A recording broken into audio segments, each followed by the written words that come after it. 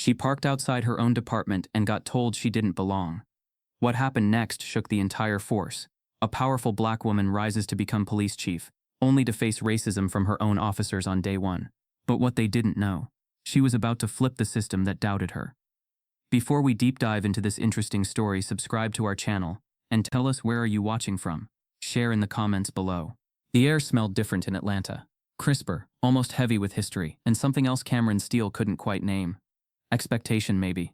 At 39, she wasn't new to pressure. But this felt layered, like every step she took on these unfamiliar sidewalks echoed louder than it should. Like every glance from a passing stranger wasn't just curiosity, it was weighing, measuring, judging. Still, she stood tall. Her boots struck the pavement with quiet defiance as she approached her new precinct. Camryn had never believed in second chances, mostly because the world never offered her any. But she did believe in earned places, and hers was hard-earned. Years of fieldwork, hostage negotiations, crisis interventions, and commendations that even her most hostile critics couldn't deny. But none of it stopped the whispers that preceded her arrival. A black woman chief of police. In this department, some called it historic, others a mistake. Born in Franklin Parish, Louisiana, Camryn had grown up with her back to the wall and her fists emotionally clenched. Her mother, a resilient nurse who worked double shifts, often warned her, "They won't see your brilliance before they see your blackness." Her father, a bus driver, was quieter about it, but Camryn had noticed how he'd stop speaking whenever a white officer boarded his route. Racism wasn't loud in Franklin Parish, it was deliberate, practiced, and polite. Like the teacher who told her in 4th grade that she was articulate for a girl like her, or the banker who double-checked her ID even after she showed her account card. Those lessons hardened her early. She watched her older brother Jakari get stopped 5 times before he turned 18. Once for walking too slowly, once for walking too fast. He never recovered from that slow erosion of dignity. Camryn did everything she could to never be mistaken for what they feared. Straight as, neatly pressed uniforms, hair pulled tight, speech polished, precise. Her survival toolkit was assimilation, but it came at a cost. She lost parts of herself she couldn't name until much later. But what no one saw, not even her parents, was that she never dreamed of escaping it. She wanted in. She wanted to walk into precincts and belong. She wanted her presence in a room to mean that someone who looked like her didn't just serve, they led. Her acceptance into the police academy in Baton Rouge had felt like a victory until she got there. Camryn remembered the way instructors spoke slower when addressing her, the locker room silences, the smirks when she topped her physicals. They weren't threats, but they didn't have to be. Every gesture said, "You're not one of us." That unspoken language became a constant. Even her success was used against her. When she became sergeant at 29, youngest in the department, they said it was because the department needed diversity, not because she outperformed every metric. And now, Atlanta. She had turned down New York and Houston for this city. Atlanta was southern, but modern. Black, but bruised. Progressive on the surface, but deeply scarred in structure. The police force had made national news before for violence, for corruption, for division. When she accepted the role as chief, headlines celebrated her as a trailblazer. But within the department, the mood was different. She'd felt it before she arrived. One captain sent her a welcome message with the words, "Hope you find the place comfortable." No emoji, no warmth. Another, in a leadership Zoom call, asked if she was familiar with Southern policing styles. She'd smiled politely, but she knew exactly what they meant. Now, standing just outside the downtown precinct, Camryn surveyed the building.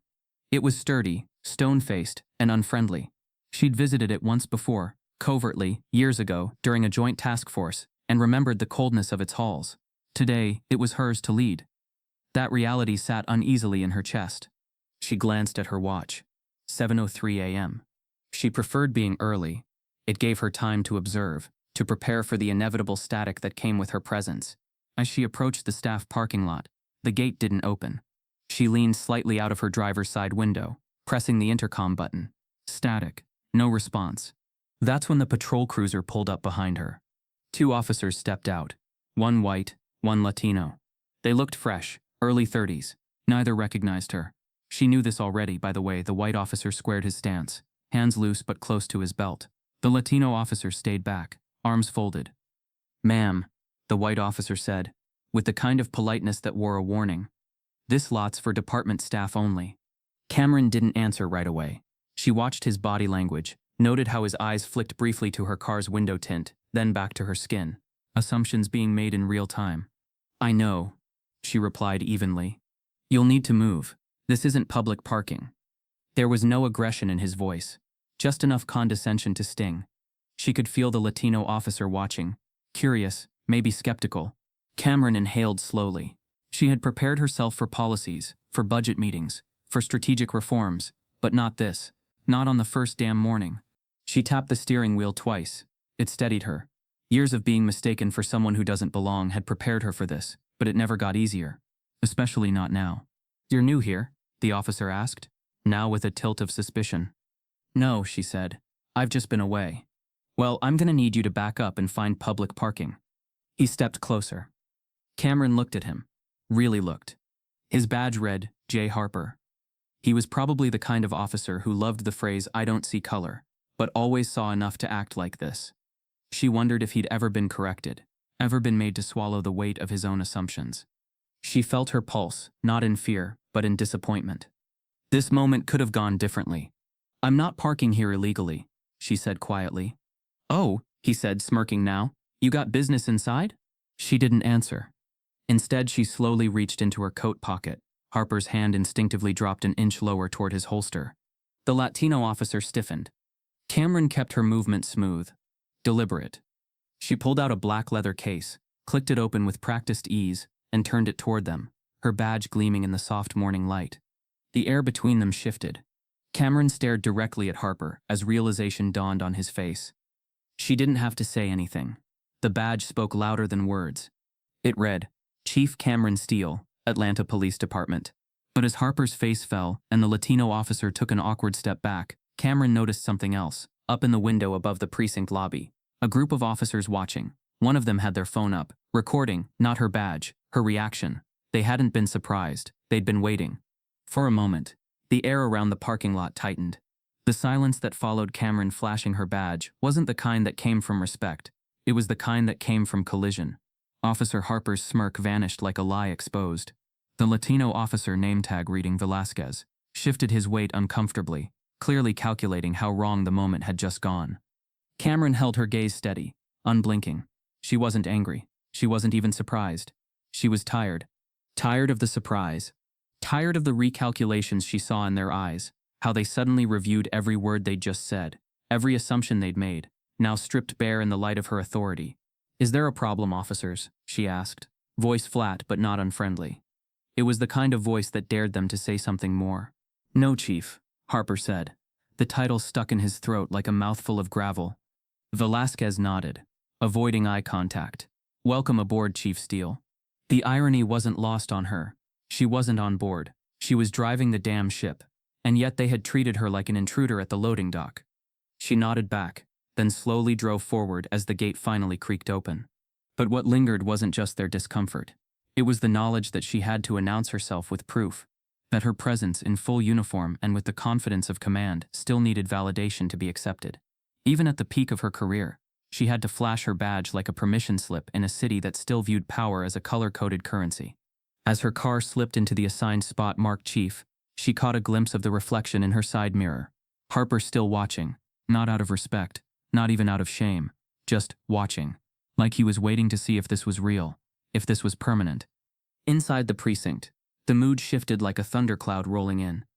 Camryn's boots echoed on the marble floor as she entered. Conversations quieted, not abruptly, but with a calculated fade. She didn't stop to absorb the micro-reactions, though they pressed on her like invisible weights. Stiff nods, tight smiles, averted eyes, and then too much eye contact from others, as if trying too hard to prove they weren't uncomfortable. She reached her office, a corner room that had belonged to 3 men before her, all white, all retired early. The door still bore the nameplate of the last chief. Someone hadn't updated it. She reached into her briefcase, pulled out a brass tag with her own name, and replaced it. That small gesture, the click of her name locking into place, felt monumental, and yet hollow. Camryn sat at her desk and looked out the window. The city buzzed below her, blind to the tension blooming in her building. She had read every report, studied every precinct stat, mapped every incident pattern. But what no report could capture was the culture. The quiet undercurrent of coded exclusion that didn't show up in spreadsheets, but lived in meetings, memos, and unspoken rules. She turned to the department's staff file and began reviewing names, faces, ranks. She needed to understand the terrain before making any moves. Power alone wasn't enough. Not here. As she flipped through the profiles, her phone buzzed with a calendar alert. 8:30 a.m., first command briefing with leadership team. She stood, adjusted her uniform, and breathed in deeply. The walk to the briefing room was short, but it felt like crossing a battlefield. Inside, 11 officers sat around a long oak table. 10 men, 1 woman, all white. Their faces were masks, some politely expectant, some rigidly neutral. Only one man, a lieutenant named Carter, stood to greet her. "Chief Steele," he said, voice crisp, eyes searching hers for something. Approval? Confidence? Doubt? She nodded and took her seat at the head of the table. Her chair didn't quite fit the desk height. Another small detail overlooked. "Let's begin," she said. The room shifted again.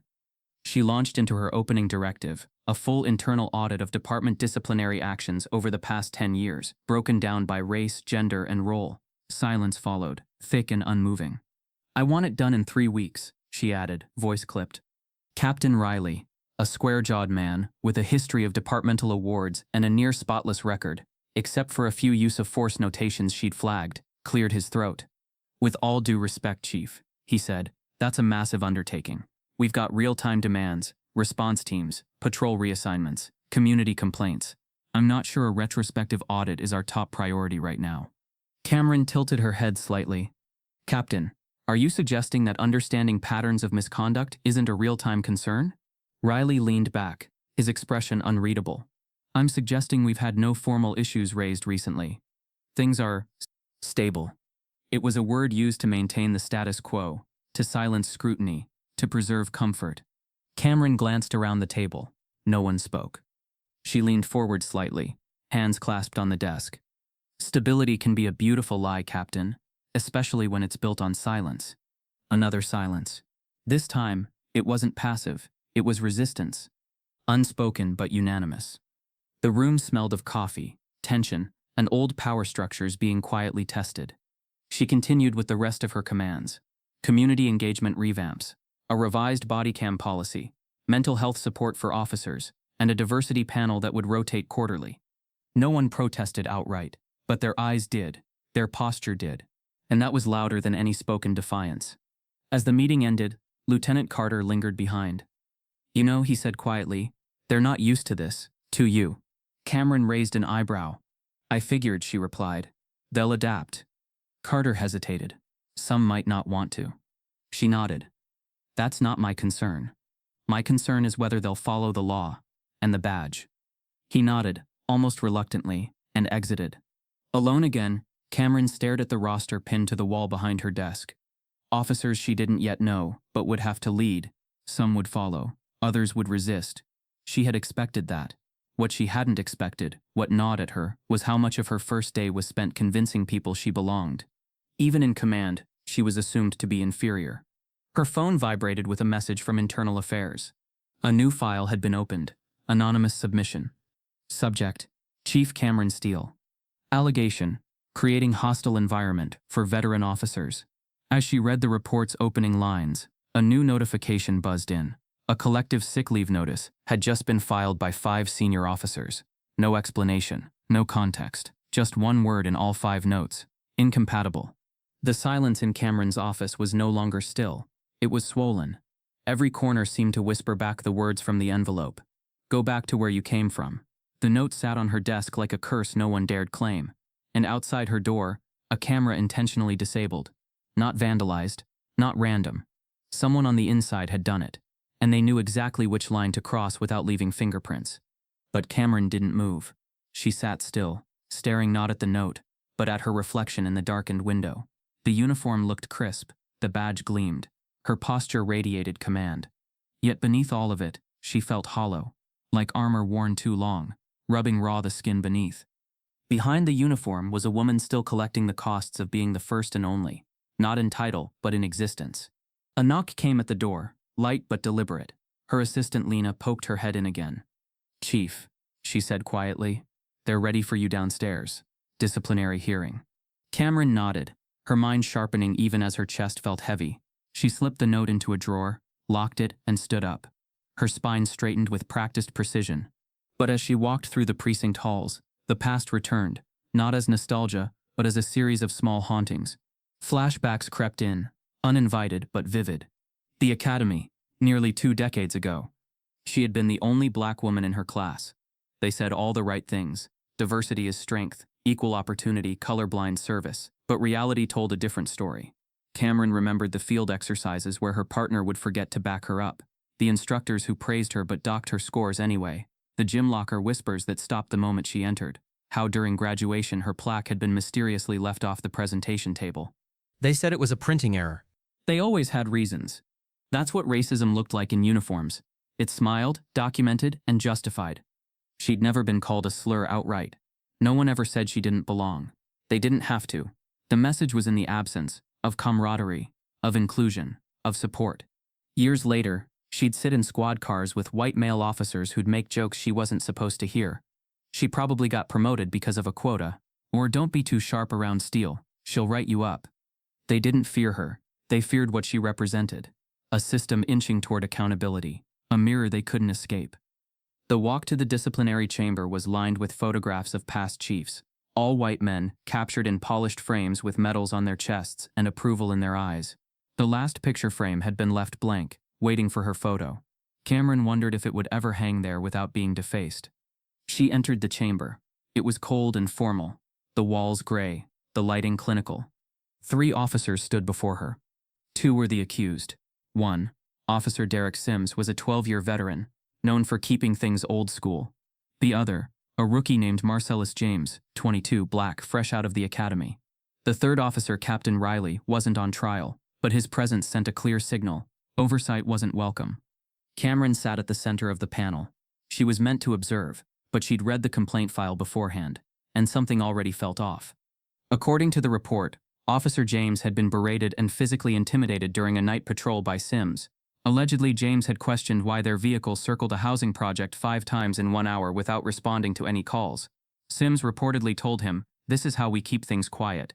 You don't understand how the streets work yet, boy." The word boy was underlined 3 times in the complaint.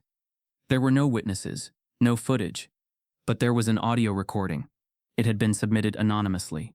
As the recording played, the words dripped out like venom. Sims' voice was clear. "You follow orders. You don't ask why. This ain't one of your woke classes. Out here we police like men. You want to survive? Stop acting like some liberal punk." Camryn glanced at the room. The panelists, 2 commanders and a legal liaison, shifted in their seats. No one wanted this case. It was radioactive, racially explosive, politically risky, and above all, embarrassing. James stood quietly, his hands folded in front of him. He didn't look angry. He looked exhausted. Camryn saw herself in him, not just as a black officer, but as someone trying to carry the weight of both justice and dignity, while surrounded by people determined to test it. "Officer James," Camryn said, keeping her voice even, "did you file this complaint personally?" James hesitated. "No, ma'am. I didn't want to make waves. Someone else submitted it." That someone could have only been another officer. A witness? A silent ally? She turned to Sims. "You deny the allegations?" Sims gave a thin smile. "Yes, ma'am. That's not how I remember the night." Of course not. Memory, for people like him, was always conveniently selective. Camryn could feel the panel tensing. They didn't want to pursue this. If they dismissed the claim, it would signal impunity. If they upheld it, it would fracture trust among senior ranks. Either way, the department would bleed. She tapped her pen slowly, deliberating, measuring, not just the evidence, but the climate. James spoke again, unexpectedly. "Chief Steele," he said softly, "I didn't ask for this hearing, but if I don't say something now, I don't think I'll last a year here." He wasn't pleading. He was telling the truth. Camryn felt her throat tighten. She knew that truth intimately. She rose from her seat, breaking from protocol. "This department," she began, "has a long history of policing silence more aggressively than misconduct. That ends now." She let the weight of her words settle. Sims stiffened, but said nothing. Riley folded his arms, clearly irritated. Camryn met each gaze in the room. "You wanted to see if I'd flinch," she said quietly. "I don't." As she prepared to announce a formal inquiry into Sims' conduct, a uniformed officer burst into the chamber, pale and breathless. He handed her a sealed manila envelope, marked confidential, internal only. Inside was a surveillance photo, taken from the precinct hallway. It showed Camryn speaking privately with Officer James. Scribbled across the image in red marker were the words, Bias runs deep, Chief. We're watching you too. The manila envelope sat open on Camryn's desk, its contents still fresh in her mind. That photo, her and Officer James mid-conversation, innocuous and respectful, had been twisted into a veiled warning. Bias runs deep, Chief. We're watching you too. The ink was red like blood, or something more personal, like rage made permanent. But there was no time to dwell. Less than 24 hours after the disciplinary hearing, her phone buzzed again. This time, it wasn't a note, a threat, or a cryptic file. It was a call from Internal Affairs. And it came with urgency. Chief Steele, the voice on the other end, said, "We have a situation. 15th Precinct, Officer Nolan and a juvenile suspect. You'll want to see the footage." Her stomach dropped, not from surprise, but from dread. She had been warned about Officer Nolan. White, mid-40s, considered a hammer in high crime zones. Decorated, intimidating, untouchable, but now recorded. The footage arrived within 20 minutes. Camryn played it in her office alone. Grainy body cam feed. Mid-afternoon light. Officer Nolan standing over a teenage boy, slender, dark-skinned, wearing a red hoodie. The teen had no weapon, made no threatening moves. According to the dispatch, he was stopped because he matched the description. But the video showed more than a stop. It showed Nolan slamming the boy onto the hood of a squad car, knee pressed into his back, hand clenching the back of his neck as the kid cried out, "I didn't do anything," over and over. No resistance, no attempt to flee, just fear. And then Nolan's voice, calm and collected, like reading a grocery list. "Next time you see lights, don't run. You people always run." Camryn hit pause. The silence that followed was loud. She stared at the frozen frame. The boy's face turned toward the camera, contorted in pain. The red hoodie twisted beneath him like a flag in surrender. She called for a formal investigation. Within the hour, pushback arrived like clockwork. 4 senior officers requested an urgent meeting. Inside the briefing room, they stood in practiced formation, tight, professional, and closed off. Camryn sat at the head of the table, alone again, as always. "Chief," began Captain Riley, "we reviewed the footage. Protocol was followed." "Protocol?" Camryn's voice was soft but sharp. "What part of that video showed protocol?" "He matched the description. He ran. Nolan subdued him," said Lieutenant Morgan, his voice a rehearsed monotone. Camryn leaned forward. "He didn't run. He walked away. And matching a description doesn't mean assuming guilt. You know that." Riley exhaled, tired of her questions. "Chief, we can't start treating every field decision like a civil trial. Nolan's got 18 years on the force. He doesn't need to be micromanaged." "What he needs," Camryn said coldly, "is accountability." Morgan's eyes narrowed. "So you're siding with a civilian over your own?" The room chilled.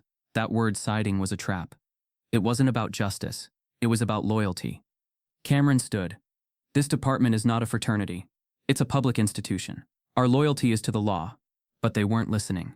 They never were. By the time she returned to her office, emails had begun to trickle in. Supporters of Nolan. Officers writing that the department was changing too fast, that their methods were being criminalized, that morale is dying. None of them mentioned the boy, not once. She needed to find him. Not for optics, for herself. She tracked down the teenager's name through the complaint file. Jalen Ward, age 16. No priors. Straight A student. Lives with his grandmother. Camryn made a quiet visit to their apartment the next morning. No cameras, no entourage. Just her. Jalen's grandmother, Mrs. Loretta Ward, was stiff at first, but softened when Camryn said she just wanted to listen. Jalen sat silently beside his grandmother, one leg bouncing with nervous energy.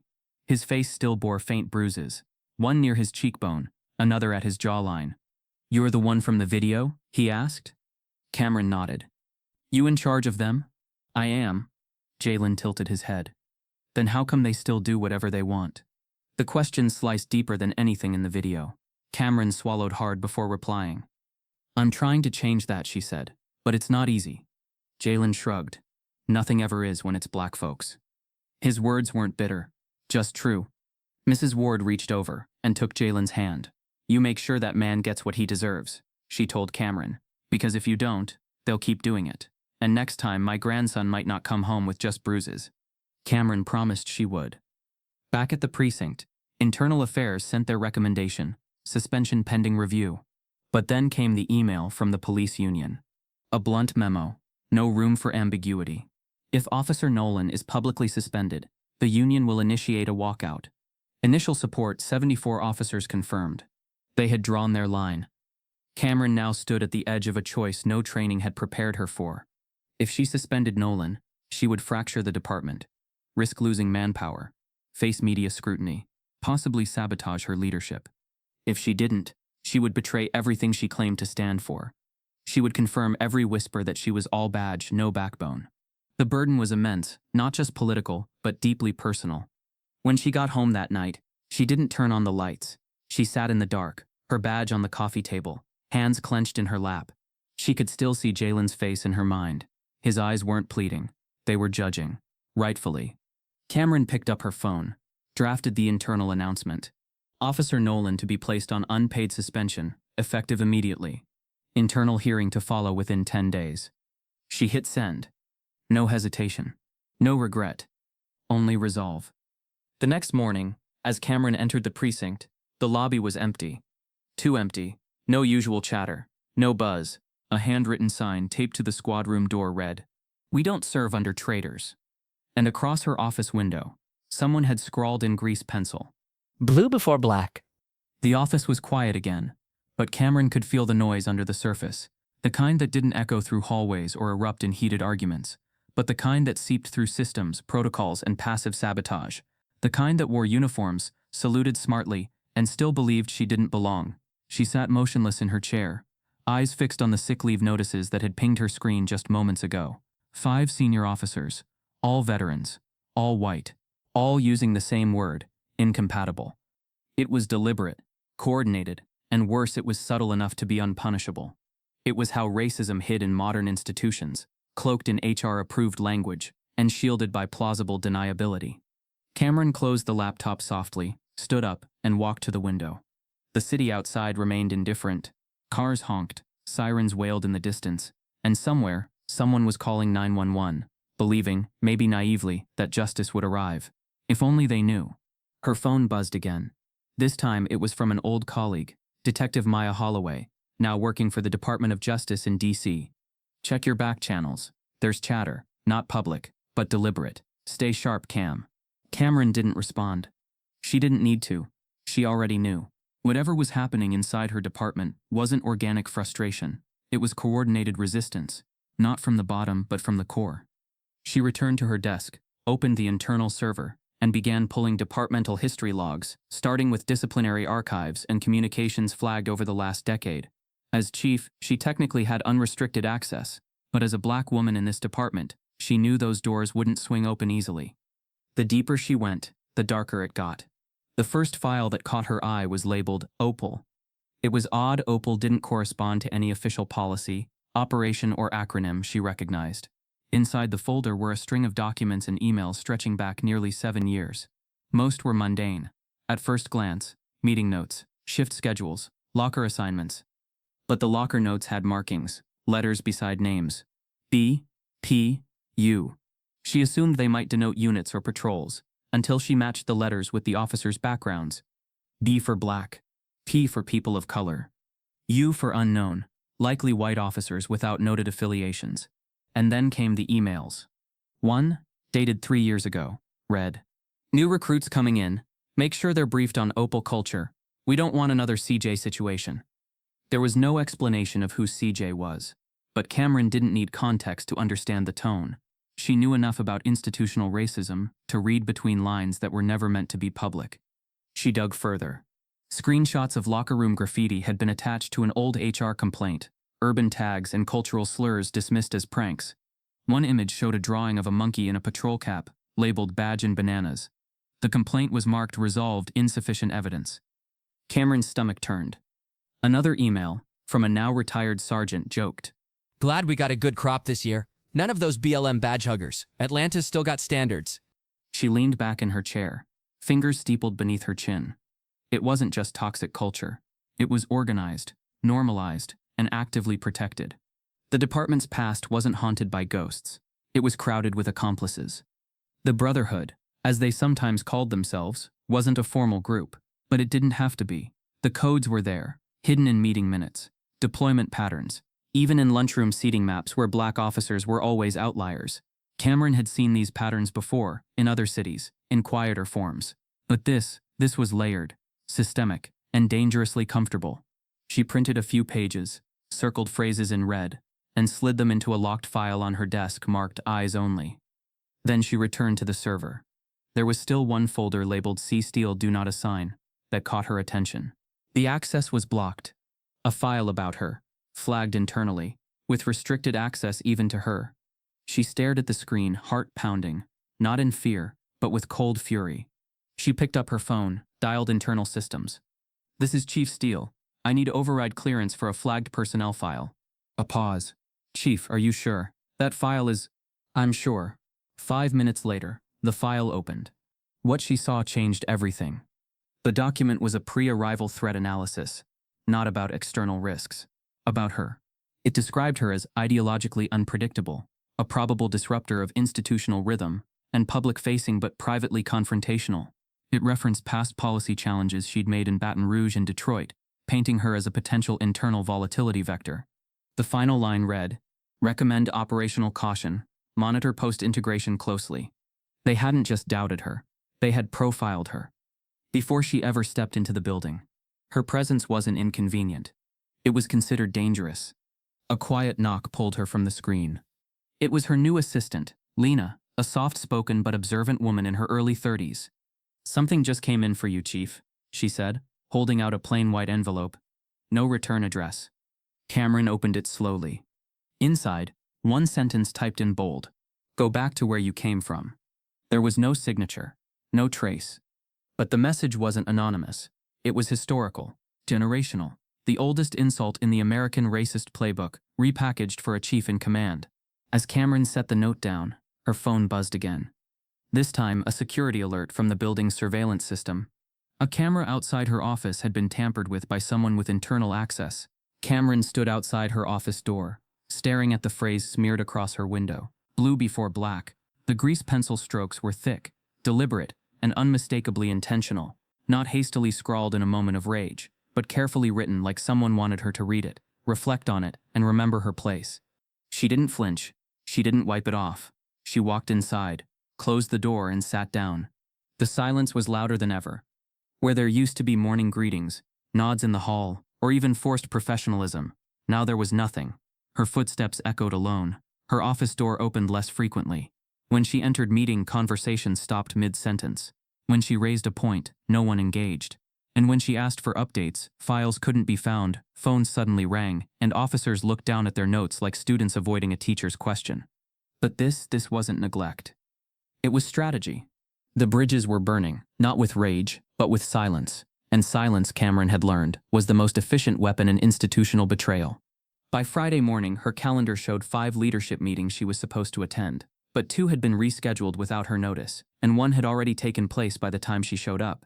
When she confronted Captain Riley about the sudden changes, he shrugged.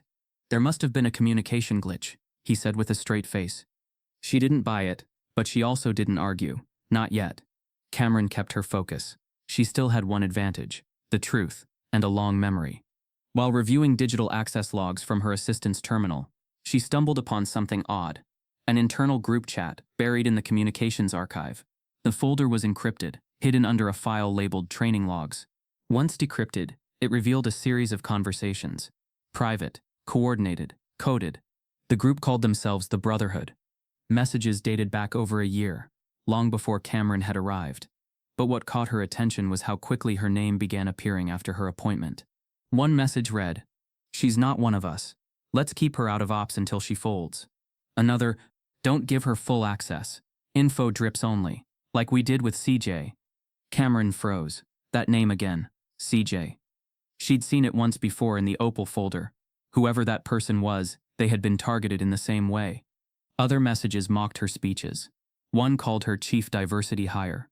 Another joked that affirmative action made her boss, not backbone. But the darkest message read, "She plays judge now. Wait till she finds out justice here has a side, and it ain't hers." Her hands trembled slightly as she saved the entire chat log and encrypted it under her own secure file. If there was ever doubt about what she was up against, it was gone now. This wasn't just resistance. It was organized, protected, cult-like. A culture that didn't just defend racism, it celebrated it. She leaned back in her chair, eyes burning. This wasn't just a department clinging to outdated ideals. It was an ecosystem, a brotherhood built not on loyalty to justice, but to power. And she was the virus threatening their balance. The following Monday, Camryn prepared for a critical review session. The internal hearing for Officer Nolan was coming up, and the body cam footage was central to the case. She had requested the high-resolution file 3 days prior, marked it with top priority, and confirmed its presence on the secure server. But when she logged in to retrieve it, the file was gone. Not moved, not misplaced, deleted. The file name was there, faint, in the archive logs, but the video itself was unrecoverable. And worse, the log showed an override authorization from someone inside the technical division. Camryn's breath caught. She called the division head, a usually reliable woman named Gina. But even Gina seemed guarded. "I don't know what to tell you, Chief," she said. "It wasn't us. Maybe a system purge." "There was no scheduled purge," Camryn snapped. "I want to know who accessed the server between Wednesday and Friday." "I'll check, but—" Gina paused. "You know how this place works. Sometimes things just disappear." Camryn ended the call without replying. She sat in her chair, staring at the blinking cursor on her screen. It felt like everything was unraveling, one silent thread at a time. She thought of Jalen Ward, thought of his bruised face and quiet disappointment, thought of every young black child watching the news, hoping someone in uniform was on their side. And she thought of the Brotherhood, still in the building, still hiding behind badges, chuckling in private chats, dismantling justice while claiming to defend it. She opened a new message and addressed it to Internal Affairs and Legal. Subject: unauthorized file deletion. High priority investigation request. Body: missing body cam evidence linked to active misconduct case. Requesting immediate audit of server access logs, disciplinary review of IT division, and lockdown of related case files. This cannot be swept under the rug. She hit send. But even as she did, her heart knew the truth. The file was gone for a reason. Someone wanted that footage buried, and had enough access, arrogance, and support to erase it without fear. As Camryn turned back to her screen, a new email arrived. No sender, no subject, just one attachment. She opened it cautiously. It was a photo, a snapshot of her home from across the street, her front door, her car, and scrawled across the bottom in pixelated red font. "You're not just burning bridges, Chief. You're standing on one." Camryn sat in her dimly lit office, the glow from her monitor casting long shadows against the walls. The photo of her home still flickered on the screen, a violation so intimate, it blurred the lines between her public war and personal safety. She hadn't gone home the night it arrived. Instead, she'd checked into a quiet hotel under a different name, then returned before dawn, as if nothing had changed. But everything had. It was no longer just political, no longer just personal. It was structural, intentional, and deeply embedded. And she wasn't the only one bleeding silently within the system. The next morning, after logging her complaint with cybercrimes, knowing full well nothing would come of it, Camryn turned her focus to something that had been brewing just beneath the surface, a whisper network. For weeks, small signals had reached her, hushed conversations outside locker rooms, sudden glances exchanged between junior officers when certain names were mentioned, clipped responses that hinted at more, not outright confessions, but quiet breadcrumbs of truth. She knew the signs. Black officers had grown skilled at signaling to one another without words. Survival depended on it. It was Officer Anaya Brooks who broke the silence first. Anaya was in her late 20s, ambitious, disciplined, with a reputation for diligence. She came to Camryn's office during lunch hour, no appointment, just a deep breath and a trembling voice. "Chief," she said softly, "I need to talk, but it has to stay off the record." Camryn closed her laptop. "Go ahead." Anaya hesitated, then said, "There's a reason I don't speak up in meetings. A reason I stopped applying for promotions. It's not just politics, it's patterns." She detailed instances that mirrored Camryn's own past: performance reviews, lost before evaluations, extra scrutiny during patrols, being skipped over for desirable shifts, and male officers calling her emotional or difficult when she voiced safety concerns. "I used to think it was just me," Anaya admitted, "that maybe I needed thicker skin. But it's not just me, it's all of us. They keep us separate, make us think we're isolated. We're not." That word separate struck Camryn like a memory she hadn't asked for. The next day, a second officer appeared. Then a third. They came not in groups but in solitude, one by one, quietly, always checking the hallway before stepping into her office, always asking to speak with the door locked. Each story layered on the last harassment, hidden in jokes, assignments designed to set them up for failure. Rumors spread to undermine reputations. One officer, a detective, shared that he had been accidentally left off a major drug bust even though it had been his case. When he questioned it, he was told, "We thought you'd be uncomfortable in that neighborhood." Camryn listened, documented, cross-referenced. What emerged wasn't a conspiracy theory. It was a map of systemic suppression. It wasn't that the department was broken. It was functioning precisely as it was built to. Black officers weren't just surviving under racism, they were suffocating inside it. So she did something unprecedented. Camryn created a confidential internal task force, one not publicly announced, not filtered through HR, not subject to union oversight. It had no name, no formal title, just a code name, Echo. She handpicked 5 officers, 3 black, 1 Latino, 1 white woman known for her advocacy. Their mission, to record and archive every incident of bias, abuse, or coded discrimination within the department. Meetings were held off-site, often after hours, in borrowed spaces or through encrypted calls. Every testimony was recorded with consent and stored in a separate encrypted drive. Camryn kept locked in a safe in her office. She knew what she was doing could cost her. But it was already costing everyone else their dignity, their futures, and their trust. Anaya served as the group's informal lead, helping others feel safe enough to speak. "This isn't about revenge," she told the group one evening. "It's about truth, and truth is louder than any badge." But the louder they got, the more the walls listened. One night, Camryn received a knock just before closing. It was Officer Darren Mays. Quiet, mid-30s, always kept to himself. He looked pale, nervous, not because of what he was going to say, but because he had decided to say it. "I want to testify," he said. Camryn didn't push. She simply nodded, invited him to sit, and let the room go quiet. Darren's story was different. He spoke of a particular precinct where rookies were trained not in policy but in culture. A supervisor had once warned him, "Don't get too close to the brothers. They get sensitive about fairness." He'd laughed it off, but it never sat right. Then he spoke about how his evaluations had plateaued, after he spoke up about a colleague's inappropriate comment during a welfare check involving a black family. The officer had referred to the household as a future crime scene. Darren said nothing that day. But 2 weeks later, he was reassigned to administrative duties for burnout monitoring. He was never invited back into the field. As he finished, Camryn asked, "Are you sure?" Darren nodded. "They already think I'm soft. Might as well tell the truth." Camryn added his statement to the encrypted archive. But the very next morning, Darren Mays was suspended. The official reason? Violation of confidentiality during an internal inquiry. No explanation. No hearing. Just a silent removal. Word spread fast. It wasn't just punishment, it was a warning. Echo's members were rattled. 2 of them backed out. Ania called Camryn in tears. "They're watching our moves. I don't know who's feeding them info, but someone is." Camryn understood. Not everyone could risk their careers. But the stories didn't stop. The fear only made them more urgent. The system was responding. Not with reform, with retaliation. That afternoon, Camryn received a package with no return address. Inside was a thumb drive and a single typed note. "You missed something. Not all of us are afraid to speak. Play it alone." She plugged it into her secure laptop. The screen flickered. A video began to play.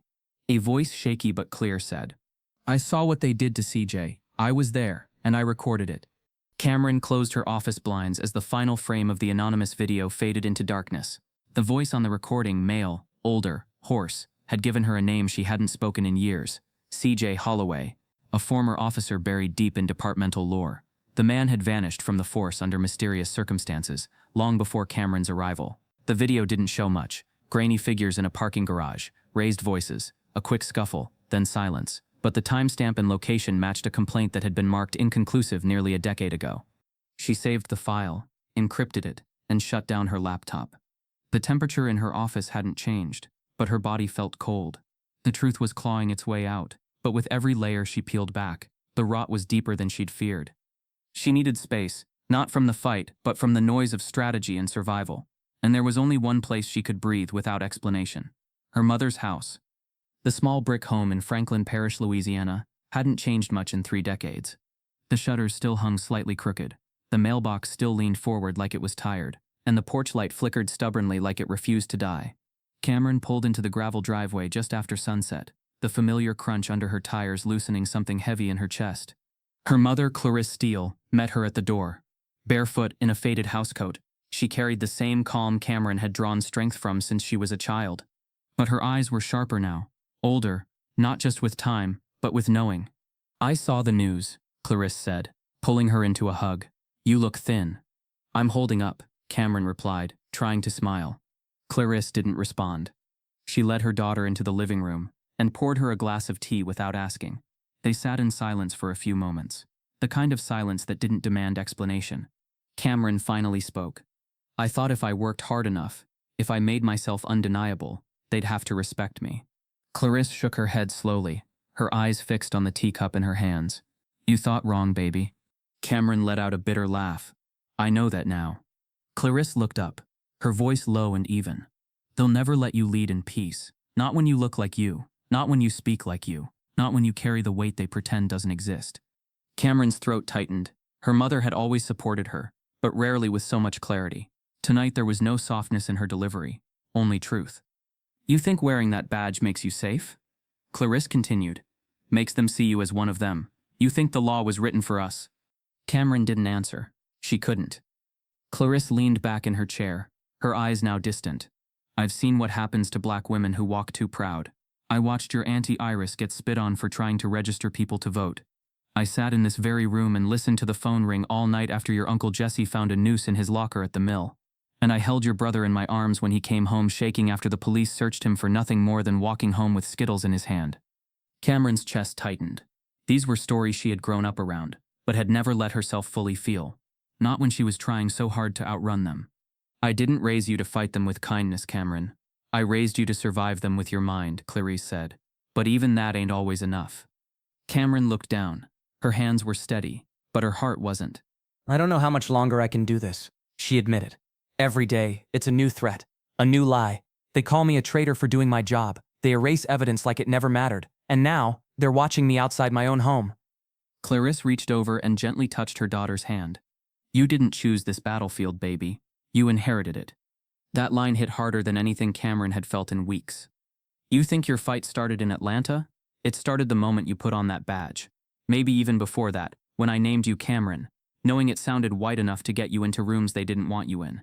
Camryn looked at her mother, blinking back the weight of those words. "This fight is older than both of us," Clarisse said, "and you're not the first to carry it, but Lord knows I pray you're not the last." They sat together for a long time, the silence this time thick with shared history. Later, as Camryn packed up to leave, Clarisse walked her to the door. "You still got that folder I gave you when you joined the force?" she asked. Camryn nodded. "Yeah.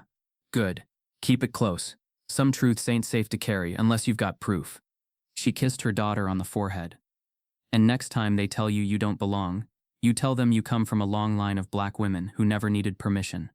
Camryn drove away with a heavy heart, but clearer eyes. Her mother's words weren't comfort, they were armor. The kind passed down in whispered prayers and handwritten letters. The kind that didn't protect the body but fortified the soul. Her phone rang just outside Monroe, the highway stretching long and dark ahead of her.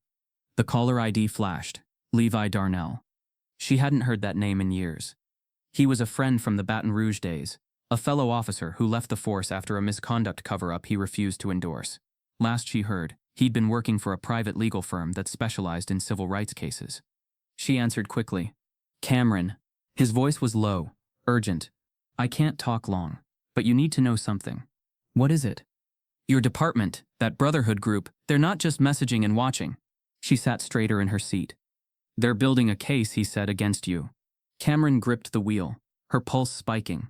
"What kind of case?" she asked. Levi hesitated, then said, "They're calling it misconduct, but it's deeper than that. They're trying to paint you as unstable, aggressive. Someone leaked your personnel file to the media, and it's already in motion."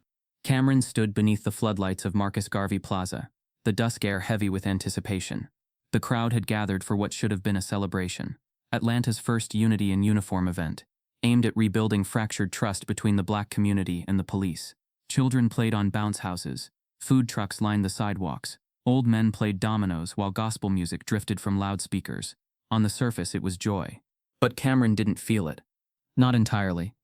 Her instincts had sharpened over the years, trained by experience, trauma, and a constant awareness of spaces that refused to claim her.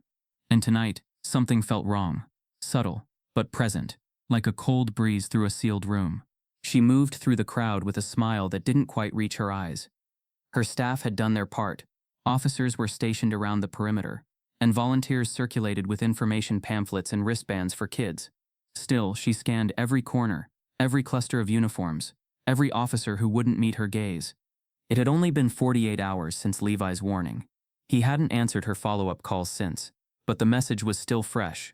They're building a case, painting you as unstable, leaked your file, and now here she was, center stage, in a well-publicized public event, a perfect place for a fall. She stepped onto the makeshift platform just before 7 p.m., gripping the mic with steady hands. "We're not here just to change policy," she said into the mic, eyes on the crowd. "We're here to change the pattern. One where fear rules, where distrust festers. One where justice depends on skin tone, zip code, or the uniform you wear." Applause followed, warm, encouraging, but distant. As she spoke, she noticed a sudden shift on the edge of the crowd. 2 officers whispering behind a security tent. One looked directly at her, then turned away too quickly. She pressed on. "But change," she continued, "doesn't come from slogans or speeches. It comes from truth, from transparency, from facing what makes us uncomfortable and doing something about it." More applause. But now, something else. A crackle in her earpiece. Static. Then, Unit 4 requesting backup. Westgate, repeat. Westgate code. Shakti Chudahal suspects fleeing. The voice cut out. Camryn's body tensed. No one else seemed to hear it. The crowd was clapping again, unaware. She signaled her security detail and stepped down from the stage. "Get me visuals on the Westgate," she said, "and find out why comms just dropped." She moved quickly, weaving through the crowd, past strollers and popcorn stands, until she reached the west side of the plaza. 2 officers were crouched behind a barricade, weapons drawn, not in fear, but in performance. What the hell is going on? She demanded. Officer Deacon turned. His voice was calm, too calm. "Got a report of suspicious activity, Chief. We thought they might be armed." Camryn looked past him. 2 teens, barely 14, stood frozen near the back fence, hands up, eyes wide. Neither had a weapon. One still wore a festival wristband. The other held a slushy cup, shaking in his grip. "This is not a tactical zone," Camryn snapped. "Lower your weapons." Deacon hesitated, then complied. Camryn approached the boys. "You okay?" One nodded quickly. "We were just leaving, ma'am. That guy said we looked like someone else." Camryn turned back to Deacon. "Who gave you the report?" Deacon shrugged. "Anonymous tip. Dispatch logged it." Camryn pulled out her phone, called dispatch herself. "Who radioed the suspicious activity report at the West Gate?" A pause. Then, "We didn't receive any tips, Chief. Not from that area." She looked at Deacon. "You sure dispatch called it in?" His jaw tightened. "That's what I was told." Camryn's stomach sank. This wasn't incompetence. It was staged. Back on the main plaza, chaos had begun to ripple. Rumors spreading that someone had been tackled, others claiming an active threat. Parents clutched their children. Vendors packed up early. Officers moved in slow, deliberate clusters, herding the crowd out, not with urgency, but with pressure. Within 20 minutes, the event was over. Dismantled. Erased. The cameras never captured what really happened. Back at headquarters, Camryn watched the surveillance footage herself. Nothing supported the panic. The teens had walked toward the fence.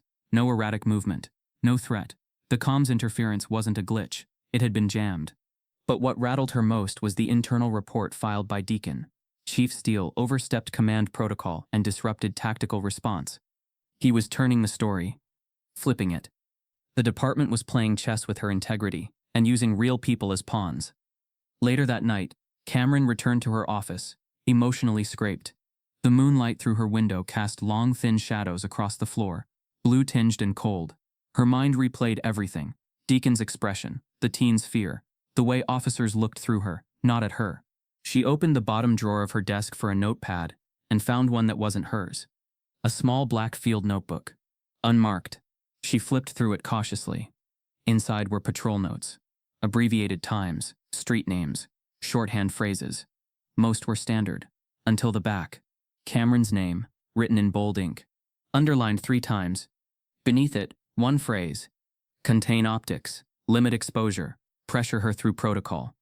And below that, 5 initials, 4 of which she recognized as lieutenants, who had all taken medical leave over the past 2 weeks.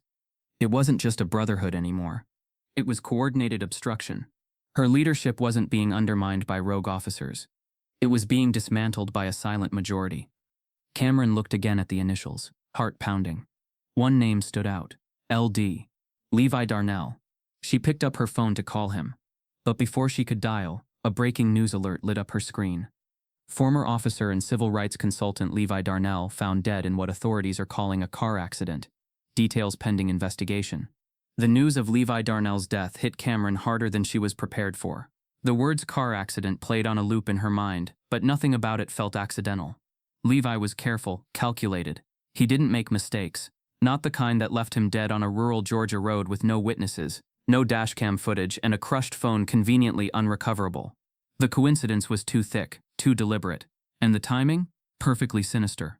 Camryn didn't cry. Not because she didn't want to, but because tears had become a luxury she could no longer afford. Instead, she went to war. The next morning, she stood in front of the full brass at City Hall and made her move. "I'm initiating an independent investigation," she said, her voice low, unwavering. "Led by federal civil rights auditors and external law enforcement experts. This department will no longer investigate itself." The room went still. Mayor Bennett leaned back in his seat, folding his arms. "Chief Steele, that's highly irregular." Camryn didn't let him finish. "What's irregular, Mayor, is missing body cam footage, officers staging internal sabotage, anonymous threats, a brotherhood operating under our noses. What's irregular is a justice system that expects silence in the name of unity." The mayor glanced at the union rep seated behind him. His lips twitched, nervous. Camryn pressed forward. "If we have nothing to hide, we have nothing to fear. But if we do have something to hide, then I suggest we stop pretending the rot isn't real." The motion passed, narrowly. The audit began within 48 hours. Federal agents in dark suits swept through the department like a storm. Offices were scanned, computers imaged, files pulled, the hallways filled with tension as officers whispered in corners, staring with eyes that didn't hide their disdain. A few walked out in protest. A few complied, reluctantly. But 3 officers, 3 were suspended on the first day. Tampered files, unauthorized access, fabricated reports. The Brotherhood had cracks, and Camryn was exploiting every one of them. But the deeper the investigators went, the uglier the revelations. One report showed traffic stop quotas specifically targeting black neighborhoods. Another revealed a mentorship program that funneled white officers into promotions while minority officers were advised to wait for openings. Internal memos joked about using coded language in reports to minimize scrutiny. There were spreadsheets that logged problematic minorities based on officer notes, flagged not for behavior but attitude. Camryn stood at her office window the evening the 3rd suspension was announced. The skyline outside was beautiful, untouched, but behind her the building buzzed with resentment. The walls weren't just blue, they were bruised. Anaya entered quietly. "You did it," she said, eyes wide. "They're finally being held accountable." Camryn turned slowly, weary. Not all of them. Not yet. A long silence passed. Anaya sat. "We had to move 2 Echo members to different precincts. After the Levi news, they panicked." "I don't blame them," Camryn replied. "It's getting dangerous." "That video Levi gave you, is it enough?" Camryn hesitated. "It's proof, but it won't matter if the system protects itself faster than we can expose it." Anya looked down. "Do you regret it?" Camryn's voice was firm. "No, but I'm starting to understand what it means to lose more than just sleep for this fight." The following weekend, a protest was scheduled. Originally meant to be a show of solidarity with Camryn's reforms, the Justice for the Badge rally had been organized by local activists, clergy, and youth leaders. Camryn was invited to speak, but she declined. She knew her presence might endanger the message. The protest drew thousands. Young black mothers with signs that read "Protect Us Too." Veterans in uniform, holding up banners. "Justice has no rank." College students chanting her name in rhythm. But scattered throughout were other faces, quiet, still, and placed in all the right positions. Camryn watched from her unmarked vehicle nearby. She wasn't on duty. She wasn't in uniform. She was just observing, until she saw the smoke. It started near the City Hall steps. A flare, then a canister, then another. Camryn's heart sank. The protest began to fragment, panic blooming like a disease. Someone screamed, then a shove, then a window shattered. Within minutes, riot police emerged, not from their scheduled positions, but from behind alley vans and side entrances, as if they'd been waiting. The chaos was sudden, calculated. By the time it ended, 6 protesters had been arrested, 2 were hospitalized. And by 10 p.m. the narrative had flipped. Local news headlines screamed, Chief supporters turn violent. Riot breaks out at pro-Camryn Steele rally. Camryn Steele's reforms fuel division, not unity. Camryn sat in her office, watching the footage, and she saw it, clear as day. The canister that sparked it all had been thrown by someone in tactical gear. Not a protester, an officer, off-duty, but clearly visible to anyone who knew where to look. She forwarded the video to Internal Affairs. They replied, investigating source of footage, cannot verify authenticity. The union issued a statement the next day. The violence displayed is the result of failed leadership. We call for Chief Steele's immediate resignation pending a formal review. Camryn stared at the press release, her reflection in the screen a hollow version of herself. That evening, as Camryn left the precinct under growing pressure and flashbulbs, a stranger in a gray hoodie brushed past her on the sidewalk. He didn't speak, didn't stop, but when she checked her coat pocket moments later, she found a small flash drive. A sticky note wrapped around it read, "They framed CJ the same way. This is the part they erased." Camryn Steele stepped into the morning light not as an embattled leader under siege, but as a symbol of collective hope. The city of Atlanta had awakened, no longer just a backdrop for her battle, but an active participant. Banners draped windows, hashtags trended, and the grassroots buzz grew into a chorus. We stand with Steele. For the first time since her arrival, she felt more than isolated. She felt grounded. It began with the children. On a warm Saturday, a dozen schools hosted essay contests. What justice means to me. The winners were invited to read their words outside City Hall. 5 voices, ages 9 to 17, took the podium. One by one they spoke of fairness, dignity, and what it meant to see a woman who looked like them wearing the badge of power. Cameras captured their tears. News outlets aired their hope. Social media lit up with pride.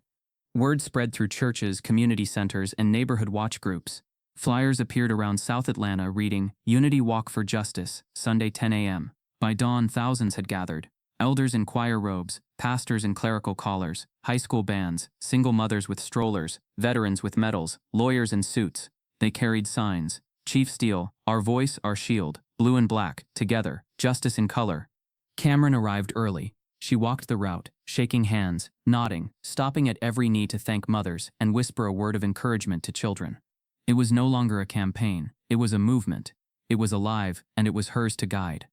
In the crowd, activists like Reverend Milton Harris and community organizer Keisha Wright handed her handwritten letters, stories from Black police cadets, Black victims of police violence, families torn apart by systemic racism. Each letter described waiting for someone to listen, wait for someone in uniform to care. Now everyone watched her. She was no longer fighting alone. Before the crowd, she paused. Silence fell not because of decree, but because of reverence. "I haven't earned your trust," Camryn began, voice steady but soft. "But I promise you this, I've earned mine. I carry each of you in everything I do." The crowd erupted. It wasn't cheers, they were acknowledgments. A promise met. A mirror reflected. Behind the scenes, the media frenzy spun off like a tornado. Editorials praised her resilience. Documentaries were pitched. Podcasts scheduled deep dive interviews. Behind every lens, there was someone telling her story like it mattered. And for once it did.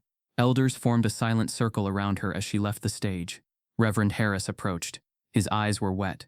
"You're not just our chief," he said, voice thick. "You're our advocate. Don't let them silence this." Keisha Wright nodded.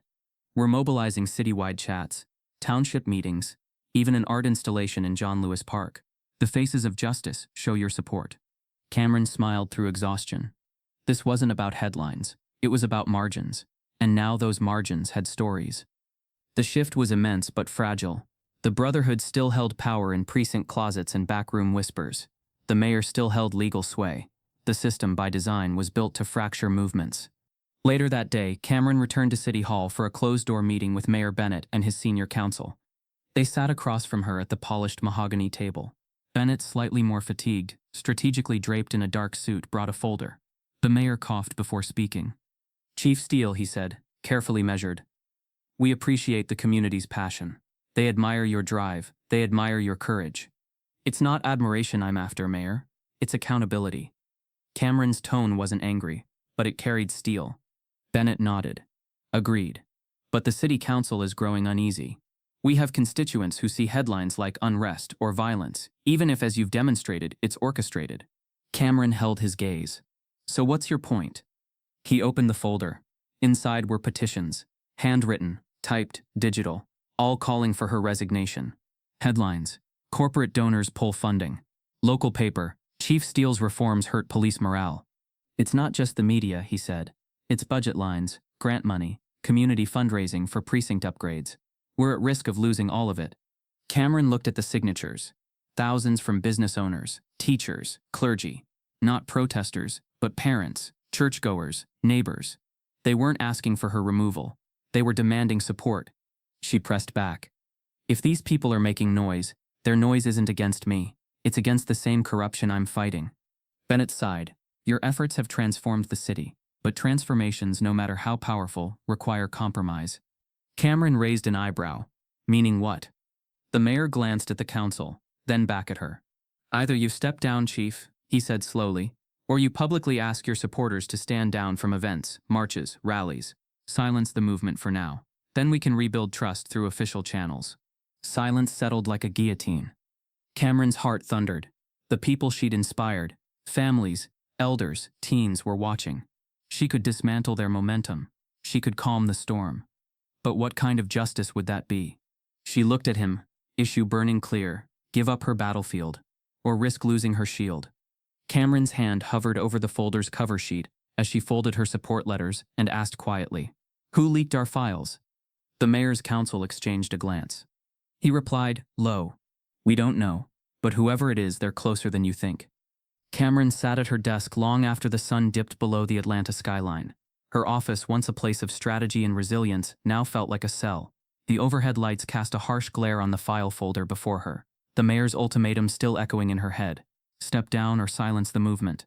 There was no in-between, no negotiation. Power had never truly been hers. It had always been rented, conditional, monitored. She pressed her fingers to her temples, breathing slowly. The voices in her head had grown louder. Not hallucinations, but memories, warnings, whispers. Her mother's voice. "They'll never let you lead in peace." Levi's voice. "They're building a case." And that faceless officer's voice on the flash drive. They framed CJ the same way. Every step she took forward was being undercut from the shadows. Every ally she had gained, from Anya to Darren Mays, had paid a price. Her instincts told her the mole, whoever was leaking from her inner circle, was still close, maybe even sitting in the meetings where strategy was whispered. Camryn opened her drawer and pulled out a blank piece of letterhead. She began to write.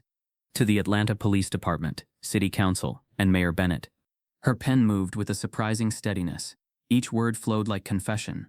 Raw, precise, weighed down with the truth she never got to say on camera. I accepted this badge believing it would be my shield. Instead, it has been my burden. A symbol of contradiction, of sacrifice, of silence, of resilience. I no longer know if my voice leads or simply echoes. By the time she signed her name at the bottom, the letter felt final. She stared at it for several minutes. But she didn't fold it. She didn't place it in an envelope. She slid it under a stack of files. For now. That night, she drove without a destination. No police escort, no security detail. Just her and the hum of the city's fractured heart. She passed neighborhoods where streetlights flickered, and windows glowed with stories she could never hear. Past murals of protest and shrines for victims of violence, some from police hands, some from systemic neglect. Eventually, she parked outside a quiet diner. Inside, a few night shift workers chatted softly. A tired waitress nodded at her but didn't recognize her. Camryn chose a booth in the back and ordered coffee she wouldn't drink. She needed to feel small, unseen, human. It was then that her phone buzzed. A restricted number. She let it ring once, twice, then answered. Chief Steele? The voice was male, urgent, slightly distorted. Yes. You don't know me. I used to work in precinct security. I left last year, but I saw something tonight. It's online. You need to see it. What is it? A video. Body cam. Not edited. Not staged. It's real. It's from the Nolan case. Camryn's breath caught. That file was erased. The voice paused. Not all of it. Someone uploaded a copy to a shadow server tonight, and it's spreading fast. The timestamp matches. The angle, it's damning. He hung up. Camryn didn't finish her coffee. She raced to her car, pulled out her laptop, and logged in through a secure VPN. Within seconds, she found it. Leaked apdtruths.org, a crude, barely traceable site. And there it was. The original body cam footage, uncut, undeniable. Officer Nolan's voice, harsh and unprovoked. The teenager Jalen Ward, being slammed, pinned, and berated. The use of the word boy, the threat, the pain, all of it. But then came what had never been reported. As Nolan stood over Jalen, a second officer appeared. One Camryn hadn't known was on scene. Officer Harper. The same Harper who had questioned her authority the day she arrived. In the footage, Harper leaned in and whispered, "Just say he reached for something. It'll go away." Nolan nodded, looked at the camera and said, "Suspect reached into waistband." The boy never moved. The video ended. Camryn sat back, numb. This wasn't just abuse of power. It was orchestration. They'd fabricated the entire justification. And Harper, still active, still protected, was part of it. Within minutes, the video was being shared by journalists, activists, and elected officials. The mayor's office went dark, no comment. The union denied knowledge, but the public didn't wait. They flooded every platform with one demand: arrest Harper, reinstate Steele. Camryn's phone rang again. This time it was Keisha Wright. "You were right," Keisha said. "They lied. But you need to speak tonight. Go live. Don't wait for them to spin it." Camryn hesitated. "I don't know if I can." "You already did." That night, Camryn didn't return to headquarters. She walked into a church gym on the south side where a vigil had been planned for Jalen. The crowd parted as she entered. She didn't wear a badge, just a black blouse and truth in her throat. They handed her a mic. She spoke softly. "They tried to silence me because silence protects them. But I refused to resign because this badge, this burden, was never just mine. It belongs to every black child who was told to sit still, every mother who feared the knock on the door, every officer who stayed quiet because truth felt too costly." The crowd listened, not with applause, but with reverence. And now, the footage speaks for itself. They didn't just lie. They built an entire story. But we are writing a new one. As she left the stage, the chant began again. "We stand with Steele." But Camryn wasn't celebrating. She was preparing. Because she knew truth didn't end stories. It sparked retaliation. Back at her office, she found an envelope taped to her door. Inside was a single flash drive and a note that read, "You exposed Harper. But CJ? He tried too. This video is what got him erased." Camryn stood at the edge of her office, the city lights behind her casting long shadows against the wall. The envelope from her door sat unopened on her desk. The note's warning, "This video is what got him erased," still echoed like a bell tolling in her mind. She hadn't played it yet, not because she feared what was inside, but because she already knew. The truth had a price, and she'd been paying interest since the day she first put on the badge. But this time, it wasn't just her who saw the truth. The leaked footage of Officer Nolan and Harper had exploded across every screen in America. By morning, hashtags flooded social platforms. "Justice for Jalen." "Harper lied." "Stand with Steele." "Reform the blue." The outrage wasn't performative, it was volcanic. National news stations ran back-to-back coverage. CNN invited Camryn for a live interview. MSNBC's morning panel called her the moral compass policing didn't know it had. Even conservative outlets, typically quick to question race-based narratives, couldn't ignore the clarity of the footage. Harper's smirk in that video had become the face of everything wrong with unchecked power. The fallout was immediate. By midday, Harper had been placed on unpaid suspension pending criminal investigation. By nightfall, Officer Nolan's lawyer issued a statement blaming department culture for encouraging lies in the field. And the mayor, once measured and political, gave a press conference calling the footage deeply disturbing, and proof that internal reform was long overdue. Camryn didn't watch any of it live. She stayed inside, blinds drawn, eyes closed, listening to the cadence of a city finally confronting itself. Calls flooded her office, some vile, anonymous threats that promised vengeance for betraying the badge. Others came from parents, clergy, students, officers in other states, officers who had once hidden their truth but now saw a crack in the wall, big enough to breathe through. A letter from a black female lieutenant in Chicago read, "You made the truth visible. For the first time, I don't feel like I'm whispering alone." Camryn didn't smile. She couldn't. Not yet. The pain of knowing how many lives had been wrecked while this truth was buried. How many CJs, how many Jalens was a weight that no headline could erase. At headquarters, the ripple effect grew louder. 3 more officers were placed under review. 2 resigned. 1 left a note. I was told to protect the system, not the people. The brotherhood, once untouchable, had been exposed. And though many members denied knowledge, the silence that followed their denials rang louder than guilt. City Council reversed their tone. Mayor Bennett quietly walked back his ultimatum. Instead, he held a private meeting with Camryn and handed her a sealed envelope. "This isn't an apology," he said, voice low, unreadable. "It's an opportunity." Camryn opened the envelope slowly. Inside was a formal proposal. Her appointment as the new head of the Georgia Statewide Police Integrity Task Force, a newly formed body that would oversee reform standards across the state. A role with teeth, with scope, with enemies. "You want me to leave the precinct?" she asked. "It's bigger than Atlanta now," Bennett replied. "We need leadership with public trust." Camryn's eyes narrowed. "Or leadership the city can put on a pedestal while they bury the rest." The mayor said nothing. She placed the envelope on the desk. "I'm not flattered," she said. "I'm cautious." Bennett nodded. "As you should be. But if you want to dismantle what got CJ erased, this is your chance." Her jaw tightened at the name.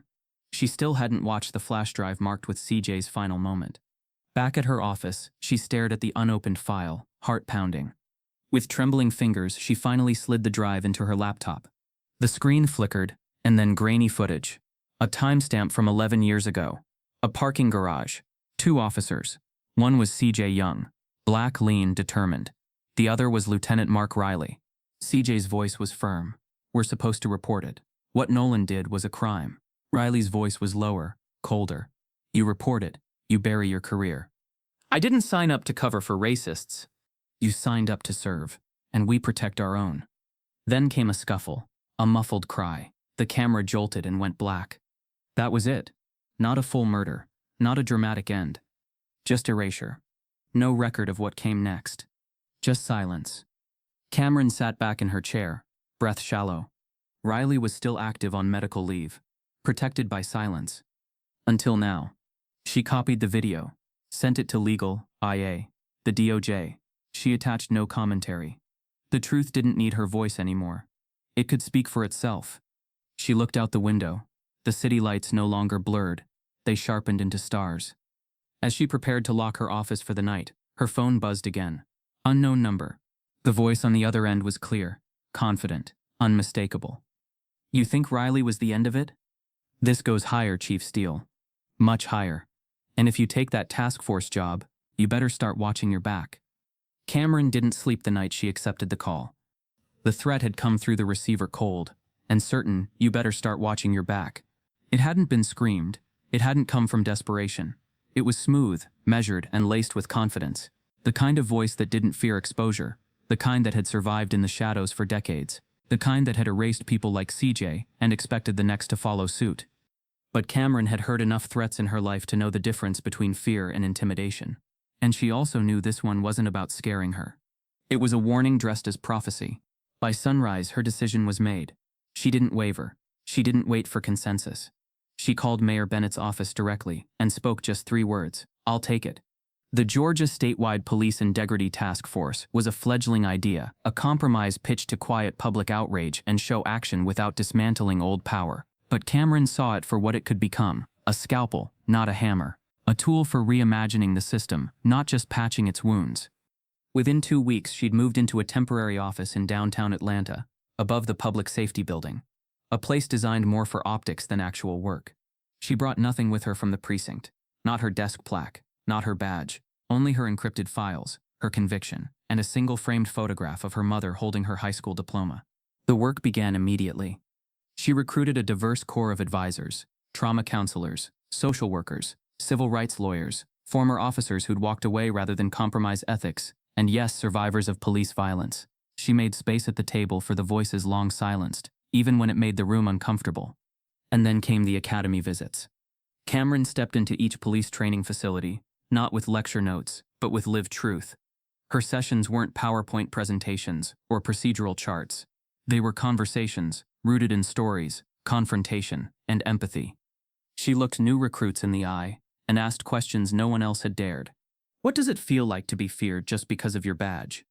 And now what does it feel like to be feared because of your skin? Would you pull your gun if the person looked like your brother? Your mother? What lives do you hesitate to protect? Some flinched, some resisted, But others cracked. One young white cadet stood after a session and said, voice quivering, "I didn't know how blind I was until you made me look." Camryn didn't smile. She simply nodded. "That's step one. Now earn your second." She designed a new racial empathy module, made mandatory across 5 counties.